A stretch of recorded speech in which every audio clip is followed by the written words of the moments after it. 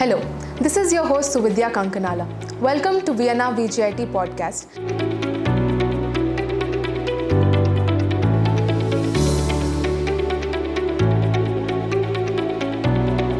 Where we bring you insightful conversations with change makers, leaders and visionaries. In this special episode, we are honored to have Mr. Kode Durga Prasad, a distinguished retired IPS officer, also the General Secretary of the Vignana Jyothi Society, who has served in the Indian Police Services until 2017 and also was a key advisor in the government of Andhra Pradesh until 2019.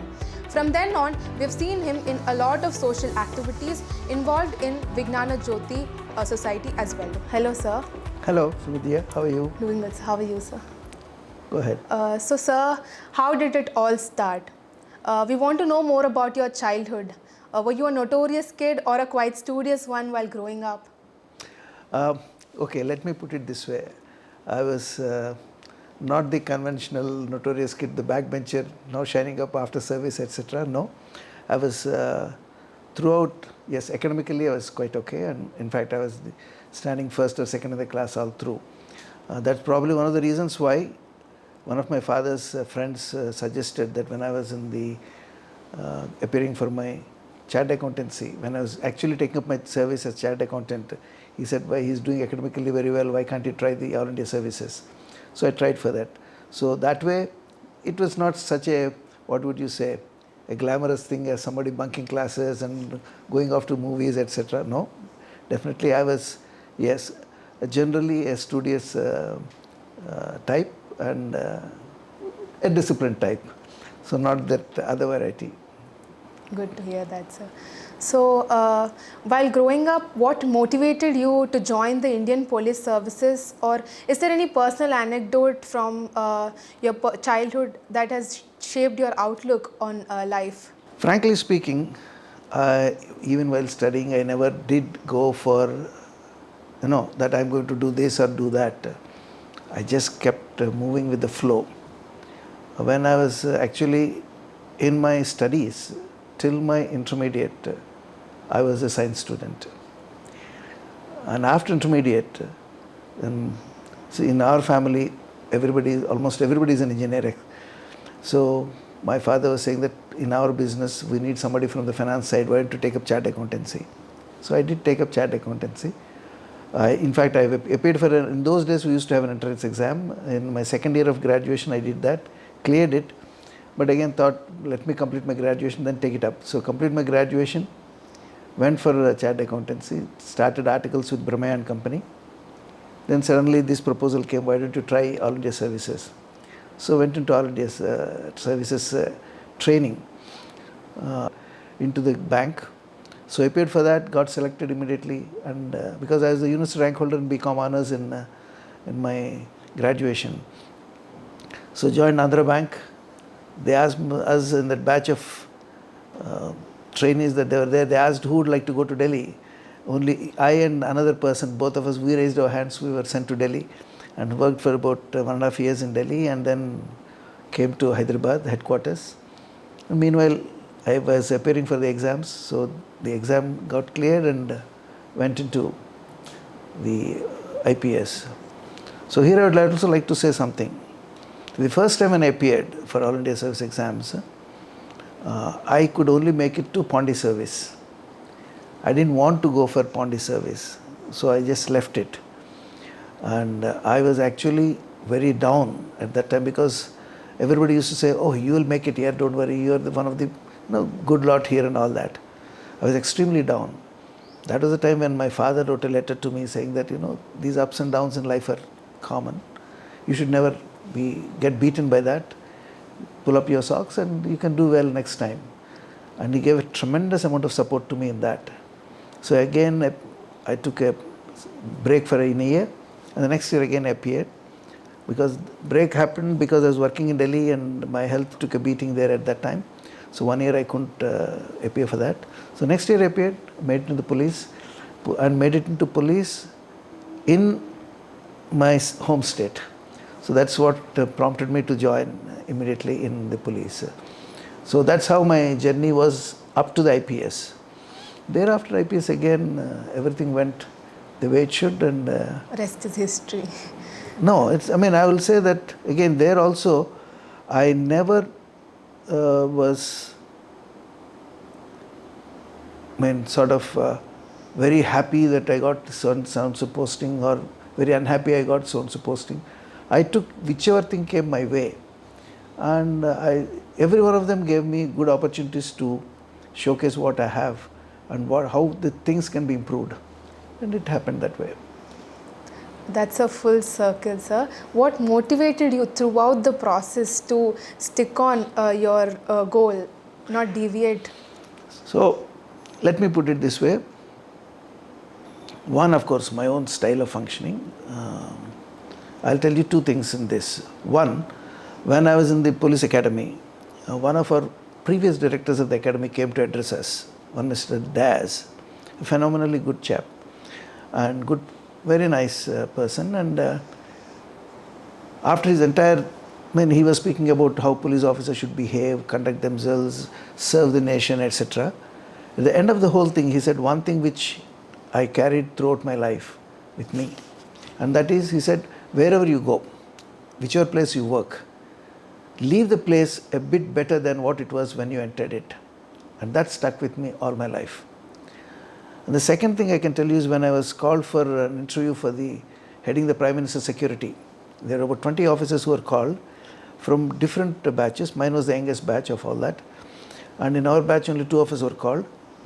And so they asked me a question, and the meeting was taken by none other than the Cabinet Secretary, the Intelligence Chief, Secretary Security, Secretary Internal Security. They were the ones who were holding the meeting. And they asked me, what's your strength? So what I told them was, my strength is, I'm a team player. My team is my strength. I don't believe that my strength alone takes me anywhere. My strength comes from my team. And that's how we have been all through. And that's exactly what I'll tell to anybody else also. That repose confidence in your strength, and where this team has, repose confidence in your team, and where the team has strengths, exploit it fully. Where the team has weaknesses, then help them overcome those weaknesses, and then you get fantastic results. Whether as Commissioner of Police, or LCT Board Managing Director, Joint Managing Director, Commissioner of Police Vizag, or Joint Managing Director in Transco, or in raising Cobra, or as Prime Minister's Security Chief, Chief of SPG, which takes care of the protection of the Prime Minister, which is considered the best in the entire country in VIP security, or as CRP Chief. I always banked on this particular thing, that is the team. Make the team good, effective, and empower them, by which I am empowering myself. So that's the thing that took me through. So united, we are much more stronger. Absolutely. Yes. Absolutely. In fact, this is one example which I used to tell these students when I was addressing my constables. When I was training chief, I would go to training centers and assemble all the 150, 250 constables that are there undergoing training, and will relate to them about various functions. And among them, one of the things used to be this story, same old story of the old man calling his 4 sons and asking them to break the sticks in a bundle and then separate them and break them. So tell them that this is how the whole thing functions. So this, yes, united we stand, is what we used to tell them. Yes. So on this note, is your family a huge support to you during your process? And we've also heard that yours is a family of achievers. Are there any young achievers that you're still not known of? So, my family had been a tremendous source of strength to me. Particularly, I can speak of 2 persons. One is my father, the other is my wife. What happens is, when I'm in service and when you're holding posts of some significance, people do come to you with a lot of recommendations and pressures. And that's nothing new. And that used to happen with my father also, that they would come and tell him that, why didn't you tell your son to do this or to drop that or to encourage so-and-so, etc. Never did, not once did he bring any pressure on me. He would tell them that, my son is one who will go his way. In fact, I would have allowed him to join me in business. He never did that. I gave him a chance to come into business. He did come and set up an industry for us and again went back. He didn't stick with us. So he's a man of his own, ideas and thought frame. So I will not like to influence him and bring any pressure on him. That is a great source of strength if the pressure is not coming from the family. My wife, I never really took care of what's happening in the family. I regret it today that I should have made, people speak of work-life balance. That probably was a little skewed in my case. I was putting more on work. And personal life, as far as the family is concerned, she was the one who took care of everything, literally everything. I can even tell you this, that for my eldest daughter's wedding, I think I took just 5 days or 4 days casual leave, clubbing second Saturday, Sunday with it, and the earlier week, Saturday, Sunday, and complete because she took the entire burden on her. And my second daughter's wedding, again, I was at the Prime Minister's security, so I could just come 15 days before the marriage, staying in Delhi, and she managed the entire thing here. And of course, if anybody were to ask me, what class are your children studying, or where are they studying, or which college are they studying, I'd have to think twice before I answer, because she used to take care of everything, and I just didn't bother much about any of these things, whether it's the finances in the house or anything. My pay, I'll draw, give it to her and say, this is it. And she would manage everything. So that way, and second, she never made any demands on me. Not a single demand on me, except probably asking me to come on time, have food on time and sleep, take some adequate rest, but nothing else. So that's a huge, huge strength. And from the children, they did so well by themselves. I never had to, sort of chase them for anything. So between my wife and my children, they took care of things in such a way that never had to bother. And today, my younger daughter takes care of everything that needs to be done in the house, and while my son looks after other things. That's a beautiful and successful partnership, sir. So today we can see that a lot of youngsters are either giving up in between or taking harsh decisions in life. What would you tell to such people? See, life offers us many opportunities.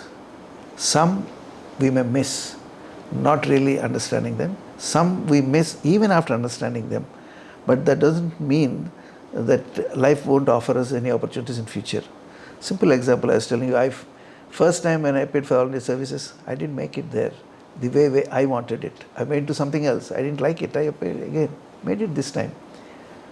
Similarly, in the service, I can't say that I can speak of postings that were great postings initially. Like for example, when I was posted to Electricity Board, I was actually Commissioner of Police Vizag, doing a pretty good job. And then one day CM calls me and tells me, I want you to come into the Electricity Board because I'm bringing a lot of reforms in this sector and we need somebody to push it through. So will you join? I said, yes sir, I will join. When I came out, one of my friends who was there, he said, why did you take this? This is such a dull job. Nobody really wants it. I mean, this is something out of your regular police network. It's something outside. And not one of those which is sought after by anybody. And before you, 2-3 others who were called by the CM refused to take it. Why did you take it? So my answer was that, look, when he gave me the Commissioner of Police, I didn't ask for it. I took the job. Same way I'm taking this job. But over a period of 1.5 years, the losses that were there, enormous losses that were there in the power sector, they were brought down drastically, particularly in places like Old City. The losses used to be to the tune of about 78-80%.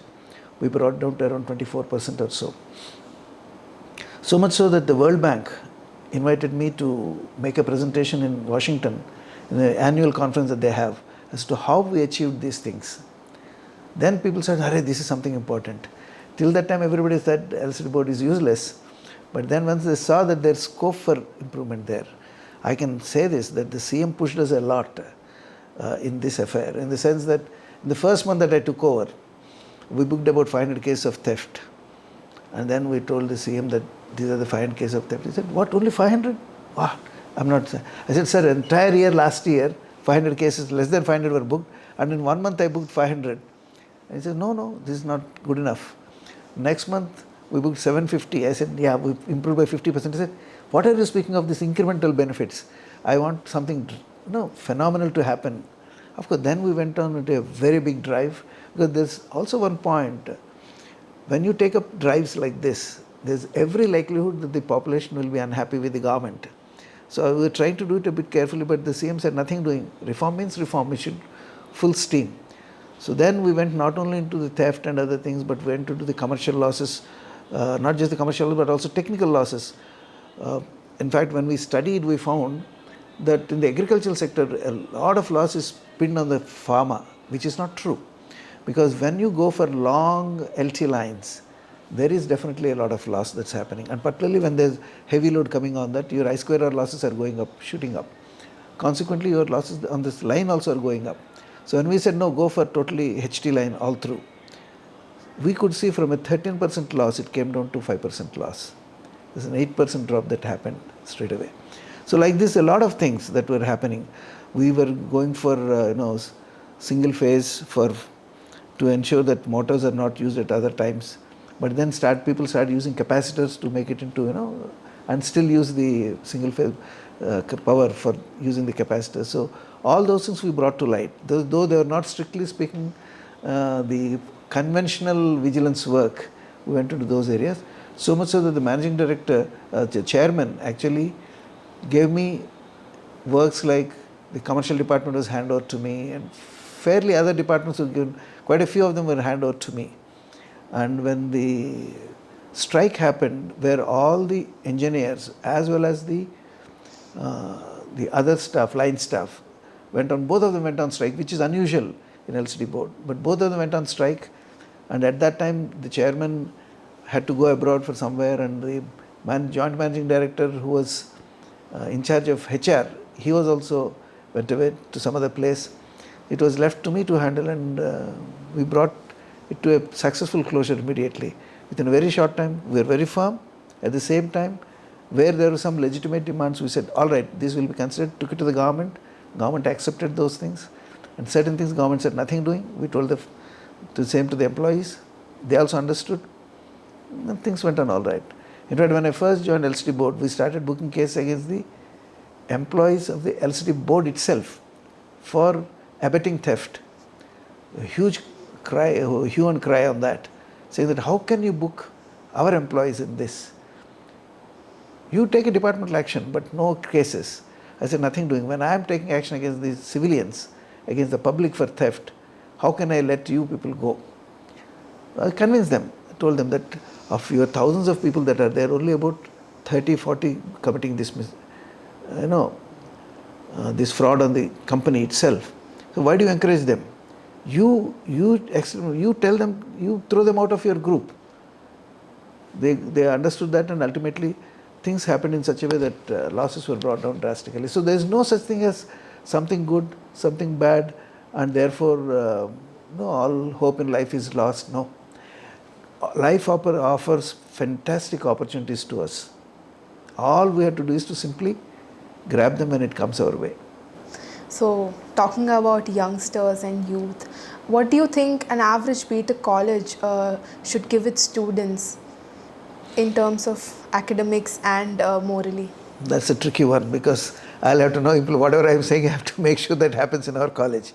So, frankly speaking, which I had also been speaking to some of our faculty, is that we must make anybody coming out of the college as purely industry ready. One. Two, if they have aspirations for research or going for set up their own companies, etc., make them ready for that, which is probably, I don't think most colleges are doing now. So in our own college, for example, now we are setting up the tinkering lab, and we are also putting up the idea lab. A lot of things we are now expanding. About 13,000 SFT, more than 13,000 SFT, no, around 15,000 SFT we have now earmarked in the new academic block only for these idea labs. That much of space we are given for you. So I would actually love it if I can have a system whereby we don't teach any longer. Like I said, when I went for my MCom, I didn't like it because I didn't like the way it is being taught. I don't want to be taught. I want to be shown avenues where I can learn by myself. And when I learn by myself, that is the best learning that happens. And the teacher should be there to facilitate that particular growth in that direction. Tell them what to look for, where to look for that, and then how to apply that in your day-to-day life. If we are able to do that, then we would have done a fantastic job on that. So we are now slowly moving towards that. Probably COVID helped partly in that way, because teachers also started looking at how do they teach. So we have now established one recording studio in the college. We are also looking for a second one. So if more and more teachers, your assistant professors and associate professors start recording their lectures and making it available to you. In fact, this entire thing is what now we are trying to do it in the police department also. At the national level, there is a work going on right now. Fortunately, I am associated with that, where we are now trying to redesign the entire training module. Instead of what used to be there as knowledge, skill and attitude, we are now changing it to attitude, skill and knowledge. And attitude also, the way of saying, no, it's not attitude. Let's simply reduce it down to behavioral patterns, behavioral standards, that in each situation, this is the minimum behavior expected from us. So which makes it simpler and easier for even people to understand, our own trainees to understand. So that way, every area of training, there needs to be some change, some relook at the entire process, which we need also in our engineering colleges, and we are from our side at least, we are looking at it. We have been speaking of that with our faculty, and I hope that in the years to come, in the next few years to come, it will happen. Because if it is brought on par in those, the way it is, I was speaking to my children, the type of learning that my daughter had in Carnegie or my son had in Cornell or Georgia Tech, etc. I find that their style of teaching is different. They are given problems and assignments, and those assignments are the ones which actually make them work a lot. So that assignments are the ones in which direction we should also move. And when you start assignments, what happens is you are working as a team. Now today you are here, all of you as a team. The same team thing happens there, and when you become good at teamwork, wherever you go tomorrow, whether you are setting up your own industry or you are working for somebody else, you will become a fantastic team player, and that's what is the best that can happen to you. Yes. So do you think VNRVJIET is also playing its part in shaping the youth of the nation, or it still needs to work on itself? So there is no such thing as reaching the plateau and we finish there. No, we always have scope for improvement. There is never a total green light. There is always a purple light. So you need to still achieve higher levels. As I said, we are working towards that, and as we grow, still the demands, like for example, I said we are providing more than 15,000 SFT, but given a chance, if we can, that 15,000 should be a lack of SFT. Okay, I have seen in IIT Delhi and others, the amount of facilities that they have created, they are phenomenal. There what happens is the government which is funding it, so therefore anything will come in. Here, yes, we are, the students are the ones who are actually funding the whole thing, and the government, we have to get a huge amount of funds from them for the tuition fees which the government is supposed to give to us. Once those things flow in, we can improve further. So there is a lot of scope for improvement, add-ons that can happen. In fact, today we are planning on another 7 lakh SFT building that we want to bring in for the college. Once that happens, we'll have more humanities courses also coming in, because engineering by itself, without the touch of that humanities, may not give you the best of things. In fact, in one of my visits abroad, I was on a vacation, and there was a Russian girl, an American girl, but of Russian nativity, who was our guide into one of those places. And when I asked her, what are you doing? She said, I'm studying engineering, and I'm also studying Russian history. So I said, how do you do this both? She said, in our college I can pick up anything I want here. I can do this and I can do that as well. I'm doing engineering part of it for my livelihood, but I'm doing this because I love it. I come from Russia, my ancestors are from Russia, so I have to learn more about it. So Russian literature, Russian history is what I have taken. That sort of a thing should come here also. You should have the freedom to pick up fine arts and also physics. I mean, that opportunity should be available to you. But if for that to happen, we have to change our entire systems in a very big way. Government was speaking about it. I hope that will mature that way, and we will have the opportunity to offer such courses to you. That's where, when I said in the 7 lakh SFT that we are building, we want to earmark some place exclusively for these things. And then students will have an opportunity to grow whichever way they want. Yes, sir. So also you've been deeply involved in both academics and sports. As we can see, our sports block and KS Auditorium built after your family's name. So how do you see these initiatives helping the future generations to come? Also, we can see that huge amounts of talent has come out utilizing those resources, and that is incredible in our college. So how do you see this in the future, sir? So, as I said, I was a bad example of work-life balance, but then you really need that in life. Then you can, because I see today that some of my colleagues, some of them are going in for tennis, some of them into golf, some of them other areas. While I had been a promoter of sports, I was not personally involved too deeply into it to reach levels there. Like as Commissioner of Police, except cricket, all other games I have encouraged. We used to have Commissioner's Cup for football, volleyball, basketball, every one of them, name it, those games which are not encouraged by others, they were all encouraged by the Commissioner of Police. And summertime, earlier it used to be that the port used to conduct their own training programs, the municipal corporation used to conduct their own training programs. I said, nothing doing, let's all come together. So the police, the municipal commissioner, the port and other things, steel plant, I said, let's bring all our resources together and divide it in such a way that we train. So we could really provide wonderful opportunity for children in all the stadiums in such a way by sharing. Looking at this, when I came to Hyderabad after my Commissioner of Police stint, the Badminton Association, they came to me and said, sir, please come as our president. I said, look, I play badminton just for the fun of it, but I'm not a regular badminton player, nor I have reached even any level in that. He said, nothing doing, we want you here because we see how you encourage us. So I was badminton president for Andhra Pradesh for about 8 years or so, till I went to Delhi as chief of SPG. So once I went there, I said, no, I can't work as the president, though they asked me to continue. I said, no, it's not proper because I'm working in the Prime Minister's office, and any small thing happening here will always have a reflection that so-and-so is Prime Minister in the office, heading the Prime Minister's security. It's not proper on my part. In those years, we conducted nationals at all levels, under 13, under 15, 17, 19, seniors, then even for veterans, everything, every one of them.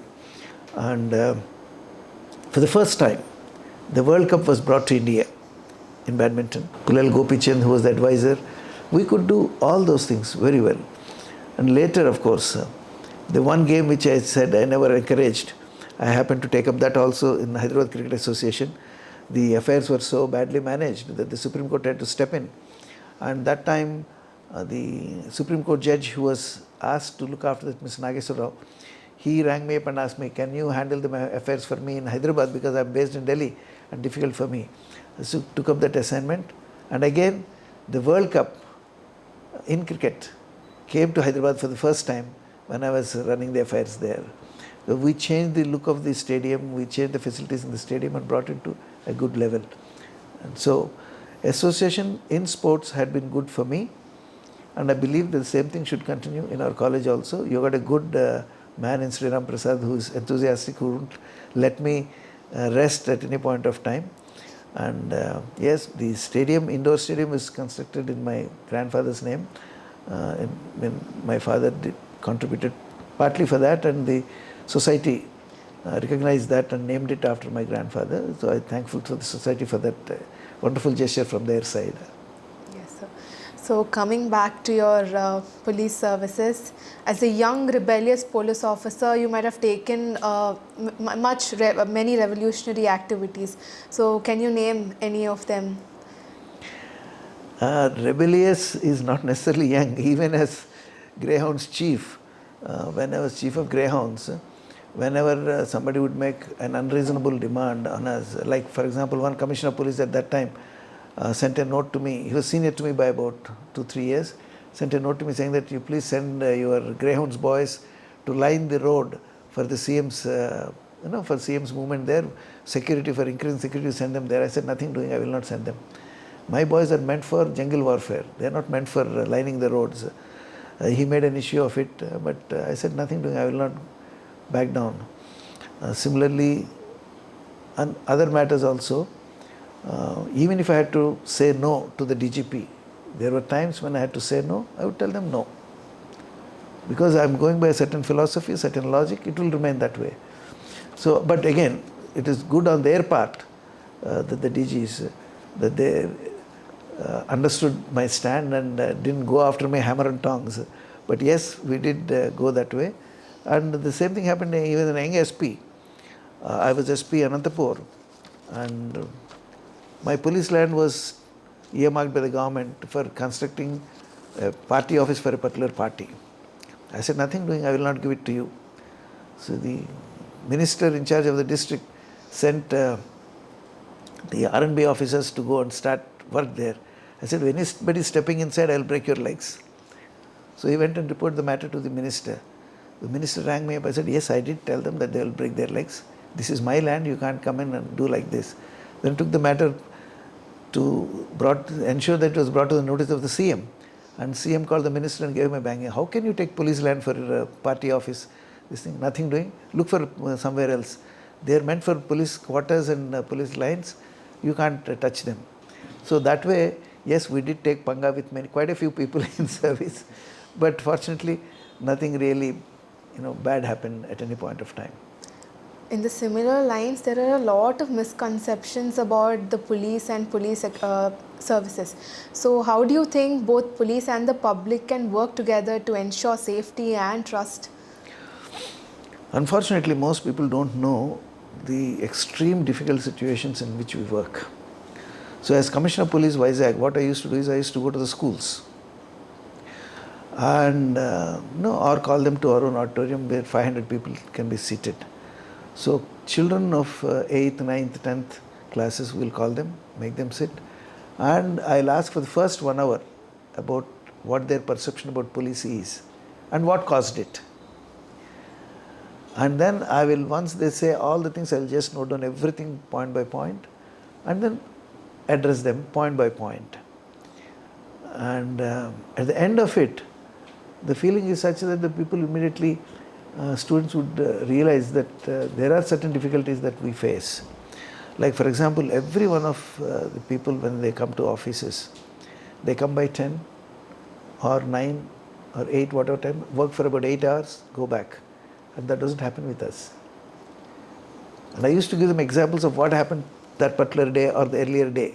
So just to bring home the point, in fact, in one of those meetings, the earlier day there was one cheetah noticed in a place in Visakhapatnam.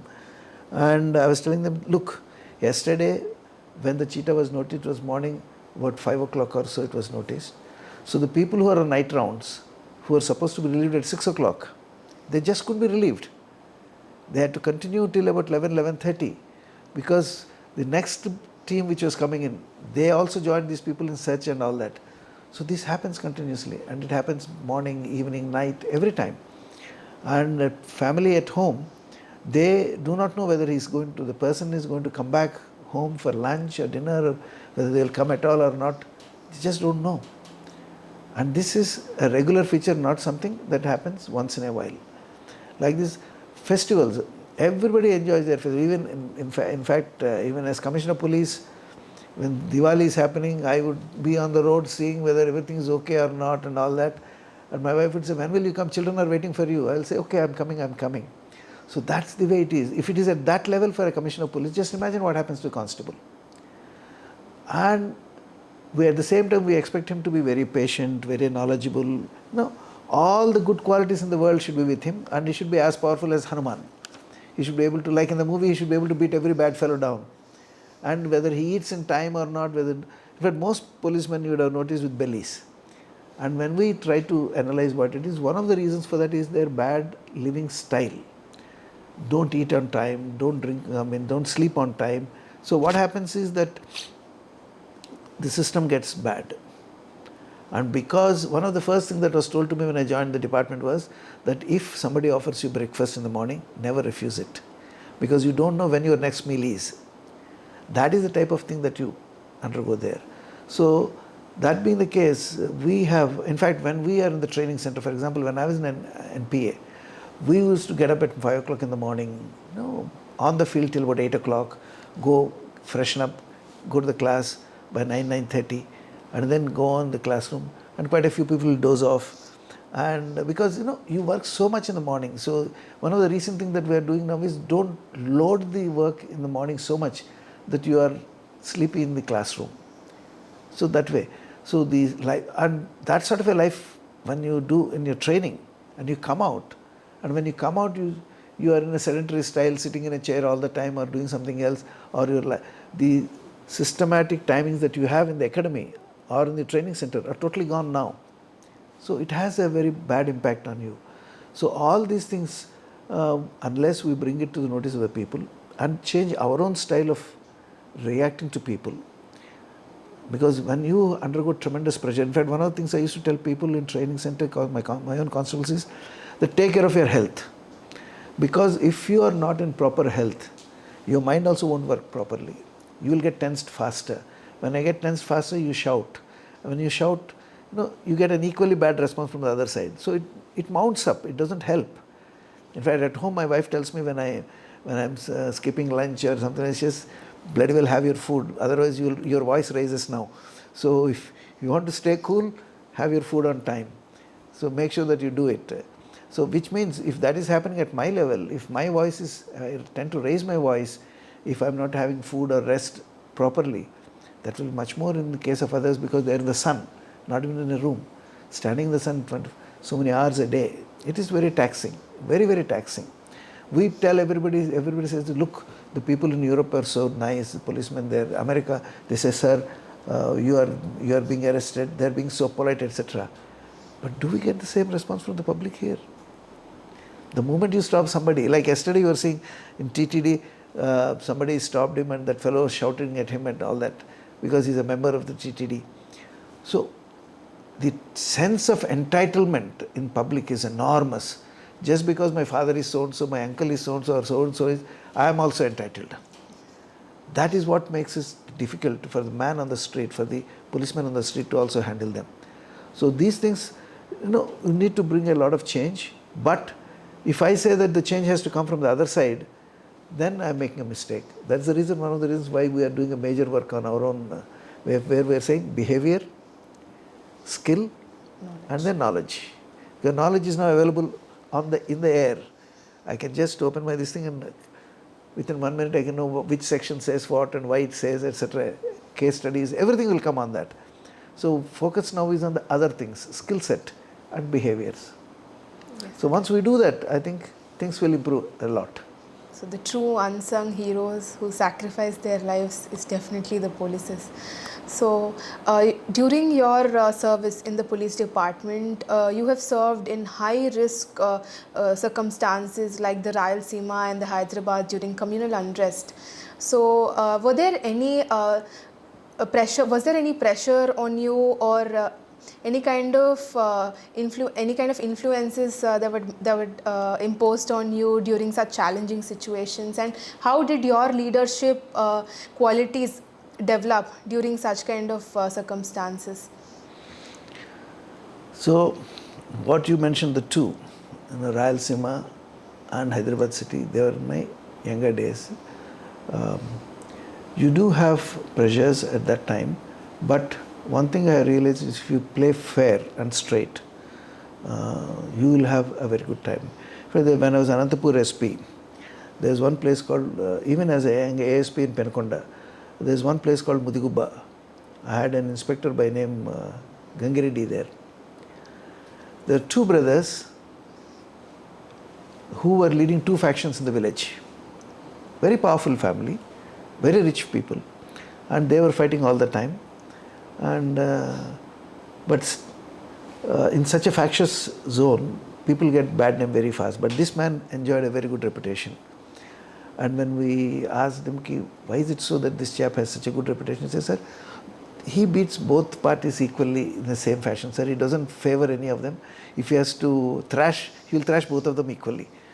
So, which means when you are fair and you do dispense justice equally to everybody, no pressure comes on you. And that's what we have realized there, that yes, you should be fair in what you are doing, and there will be no pressure at all on you, number one. Whether even here, for example, in communal situations, when I was Deputy Commissioner of Police South Zone, we had Urdu agitation and firing had to be opened. And that day, for example, we were going after a crowd. I didn't have, then suddenly we got the information that some gadbad happening in one of the lanes inside. Then looked around to say, okay, we'll send a team of 4. Nobody was available. Not a single person. Everybody has gone in different directions. And the Commissioner of Police was standing by my side at that time. So I said, sir, okay, I will take 2 constables or 3 constables with me and I will go. He said, go. I went in, and after I went in, suddenly my VHF set crackles and the Commissioner says, no firing at any cost. I said, how can he say that to me now? Once I'm in the field, I can't say that if the situation is totally out of, already because some firing has happened somewhere. He said, no firing at any cost. I said, TK sir, leave it to me. I said, I will do what I feel is the right at that situation. And no question of any backing down at that point. And really nothing happened. Really nothing happened. In fact, I can tell you, when as DCP I was sitting in the Charminar police station, one political leader came in. And then it so happened that the DG also came there that day. He was there, seated there. And this leader came in, and at the same time I also happened to completed my clearing the places and came back. Then this man said, sir, ye kya ho raha hai? What is happening? Your DCP and others, they are thrashing people on the road and clearing the road. He said, then he said, the DG said, we'll have to control the situation. Then he said, kya? Patar, I mean, if we throw stones, will you fire? He said, stow a throne and see. That one statement from the DG gave us such confidence that this man will stand by us. And we said, nothing to worry about. This man went away, and the entire situation, then the DG said, I want the situation brought under control. I said, we are already bringing it under control. He said, no, when I say under control, I mean the regular buses should start plying in the next half an hour. He said, no problem, sir, chalega. And we got it done. Normalcy means normal life should work, not that streets are deserted, which he said very clearly. I want everything normal happening. No, not that people are scared and running away, no. And we could achieve that. If the leader is strong, we can deliver. And if I am strong, my subordinates can deliver. And that's what we have seen everywhere, whether in the Prime Minister's security also. In fact, when we go for our annual test, and the doctor, when I went there, she said, do you undergo pressure? I said, madam, I am the chief of the Prime Minister's security. And when I say security, I don't protect the person. I protect the person, his image also. So there will be some pressure all the time. So how much pressure do you undergo? He said, well, if you want me to sleep here, just give me 5 minutes, I will close my eyes and I will sleep off. So he said, okay, then you are quite fine, go. So we need to take our work pressure in the right spirit, and you do your best and leave the rest.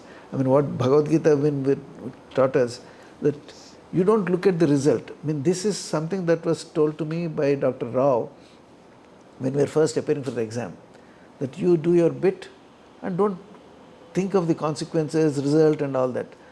Why many people fail in life is that we immediately think, if I do this, what will be the consequence of this? If the consequence of this, how is it going to impact me? When we start working on those lines, you will not go anywhere. If you do your bit and say, okay, I am doing this because I believe this is right and I know this is right, and do it, things will be quite okay. We took quite a few risks in life, but none of them scorched me. Reason, the conscience was clear, actions were clear.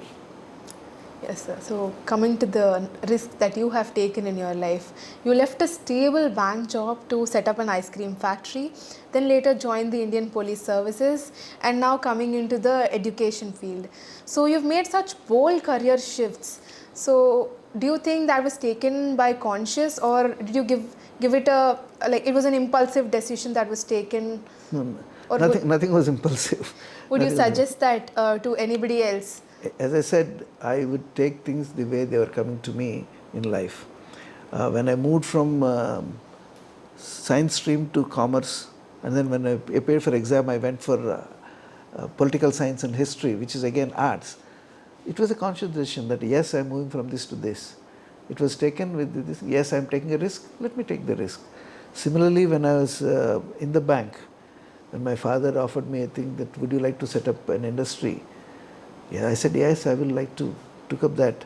But when this opportunity came and I was leaving away, he said, Dad, you're just, factories, we are laying the foundation stone just now and you're leaving now. I said, no, I'm going there, you take care. I left it to him. Good on his part that he stood by me and said, all right, I'll take care of it, you go. And then from the service, when again they gave me an opportunity to set up an industry in my father's group, they were a group of 4. As a team. Then they called me and said, look, we are taking up a new project in Srikakulam, or we are taking another company which is a sick company in Bengaluru. Where would you like to go? Bengaluru, you will have good life, already set company. Only thing is you have to streamline it. That's a good life. Would you like to go there? Or go to Srikakulam, set up a new factory, which is difficult because we don't even have sanctions for that, financial sanctions. So I said to prefer that. There is challenge there, I'll try to do that. And really did open my mind, my exposure enormously, so much so that I'm one of the strong advocates saying that all those in government service should be made to work in the private sector for a while. Then you'll know what the problems of private sector are, and then you will realize things. So that was a conscious decision. Some things came my way without my asking for it, like greyhounds. But when they asked me to raise a commando force in Delhi, they gave me an opportunity. They said, will you come and do it? I said, yes, I'll come and do it. The opportunity for going to Delhi again for the Prime Minister's security, that was an interview, but still a different opportunity. I said, I'll take it. I'll go. I could have said, no, I want to be here. But I said, no, let me do that. Because that was one which was very challenging in one aspect, that when I went to Delhi, I lost my rank. I was an additional DG here, but I was taken as an IG there because at national level, your ranks differ. I was drawing a certain pay, but I was not going to get that pay. So a lot of things happened, and I was here comfortably in this house with my family. I had to leave everybody and go there. Still I went. But I came back within 1 year because my condition at that time was that Hyderabad should be my headquarters. They promised me, you take any place in the country as your headquarters, come and do it. I went. After I gone there and I started setting it up, then they said, no, you have to be in Delhi only. This headquarters cannot be shifted from Delhi. Then I said, to hell with you, I'm going back. Then they told me, you are going to be blacklisted for, you will never go abroad for any training, you will not be called for any assignments, nothing, you are blacklisted totally. Said, I learnt my lesson in my life, I will not step back in Delhi, and came back to Hyderabad. And within 2 years again, they called me for the Prime Minister's this thing. So, opportunity knocks on your door. If all that again, reason being that they're listing out people. In fact, there was a campaign made against me also. Somebody went there and said, sir, yours is Congress government. He worked under the TDP government. He was with N.T. Ramarao as his intelligence DIG, working closely with N.T. Ramarao. Then he was in the intelligence chief with Chandrababu Naidu after the attack on Alipuri. And so he's very close to Chandrababu Naidu. How can you take a TDP man into this? They caused their own inquiries. They said, is he professional or not professional? Is he good or not good? They said, nothing doing, to hell with all of you. They took me there. So, the thing is, some of the decisions were mine. Some things came as a God's gift. So take it. And so that's how it came. In fact, people told me that because I was with Dr. Manmohan Singh for almost 3 years, and I was with Mr. Modi for about 6 months, in his initial months as the Prime Minister, I was with him. All his initial visits abroad, to whether it is to USA, Australia, Fiji, or any of these other countries, Japan and others, I was with him. So people said that when I was to become the chief of CRP, which is the biggest paramilitary force in the country and probably also in the world, they said you will not get it because you are with Congress for a long time. But no, the BJP government also gave me the same thing. They made me the chief of CRPF. So that way, yes, as I said, wherever I did, I did with only one thing, that I had to, what Dr. Mr. Diaz told us, leave the place a better place than what it was. And rebellious thing you were saying now, rebellious thing was that a DG, when he retires in Delhi, particularly of these paramilitary forces, he gets a fabulous farewell. Almost about 1,000 men come and do a parade for him, and it's a sight to see. The best people come, they give a parade and all that, and you give your parting speech to them, etc. I said, I will not have that. Reason, my men have to come from all over the country and stay. If it is in February, it's biting cold for them, and so they'll have to come again from almost 1 or 2 months ahead for practicing for that parade. Anyway, some of them were coming for the 26th January parade. So they are coming already sometime in November end. So they'll have to continue till February. I said, this is a torture for them. No point in punishing them to this level. So I said, no parade for me. All my IGs and additional DGs, they said, what are you doing, sir? This is this is a practice. This is a tradition. Not right. It's a tradition, and you are breaking the tradition. I said, I'll love to break the tradition as long as it means good for the men. So for the last 1 month of my service, I was traveling to different parts of the country, meeting different sections, because we have got there in CRP not just regular working force, but also training centers. We got special units like RAF, Cobra, which I raised, and many others, Mahila battalions and all that. So I visited each one of them in one place. In training centers, we got training centers for constables, we got training centers for other ranks, we got training centers for assistant commandant rank. So each one of them, one variety, I touched every one, which means literally I was traveling almost every alternate day. But I said, let me do that. That's better than asking them to come and give a parade for me here in Delhi. So those are some of those rebellious streaks that you break the tradition and go beyond that.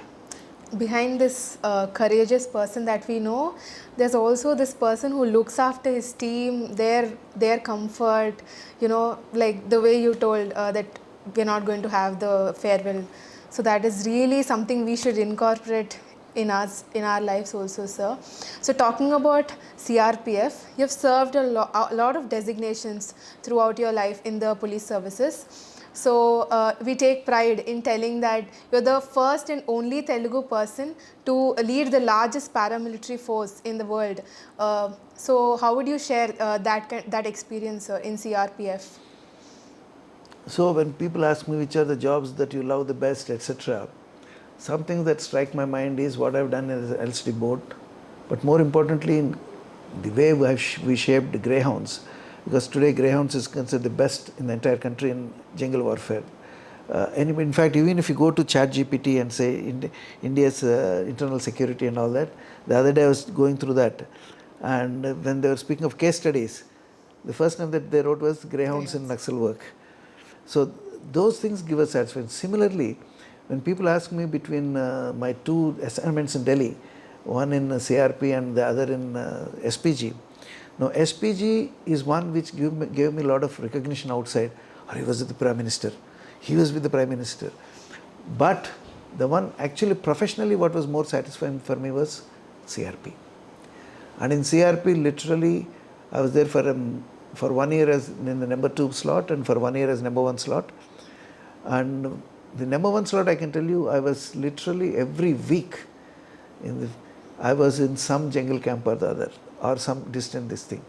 As luck would have it, that was the time when the problem broke out in Kashmir, with Burhan Wani was killed, and then there was a severe outbreak. Till that time, Kashmir was considered, a very comfortable posting for most of my boys. Once that happened, it became a nightmare. And I was literally traveling to Kashmir every 10 days or 12 days, 15 days. I was in Kashmir, going, meeting the boys who received injuries, etc., or giving them encouragement, telling them how to use introducing new weapons for them.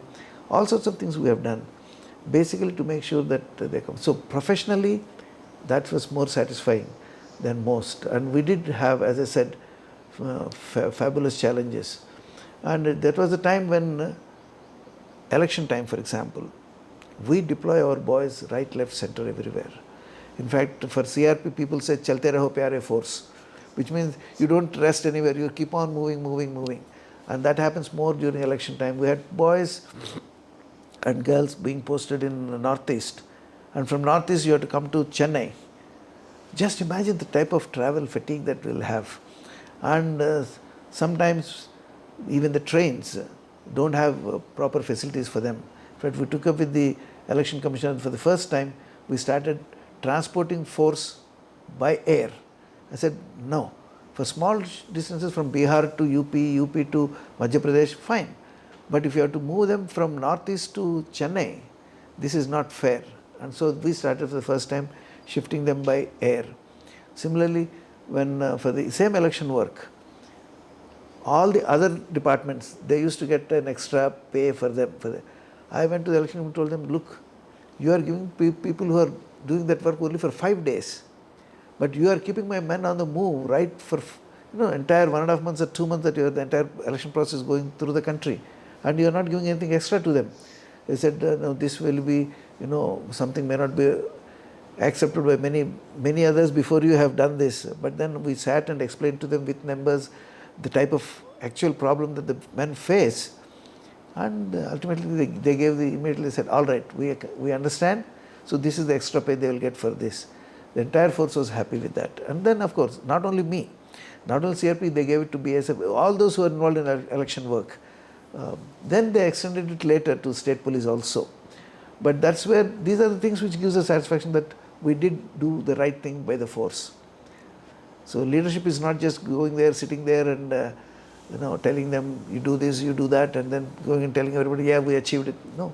Leadership is actually taking care of your people and giving a good result which keeps everybody happy. It should be a win-win situation for everybody. Yes, sir. So with this level of intellect and with this much of experience, so have you ever tried your luck in politics? Never so far. Never in politics. Probably the only election that I went to was the EC, our EC meeting in Vijay. That was the only election probably I stood for, and no others. No, elections are not my cup of tea. But again, as I said, when an opportunity knocks on my door, I will not back out. So if it comes and somebody says, we'll make you this so-and-so, yes, even if, as long as it's service of the public. As long as it's service of the public, yes, anything coming the way will always be taken. But so far never tried, nor anybody ever offered it to me. So both ways it didn't happen, and I don't think it will happen now, not at this time. We need people like you in the government, sir, who are really concerned about the society and also have a thought and vision as to how things can be put right. Government has some very good people. It had good people in the past. It has some good people now also. And that's why things do happen, keep happening. So we hope it will continue that way. Yes, sir. Thank you very much, sir. It was wonderful talking to you. I've learned a lot that I can implement in my own life, and also the people who have watched this also might have felt a lot more motivated and inspired. This talk is really cherished throughout my life, sir. Thank you very much. Thank you. Thank you very much.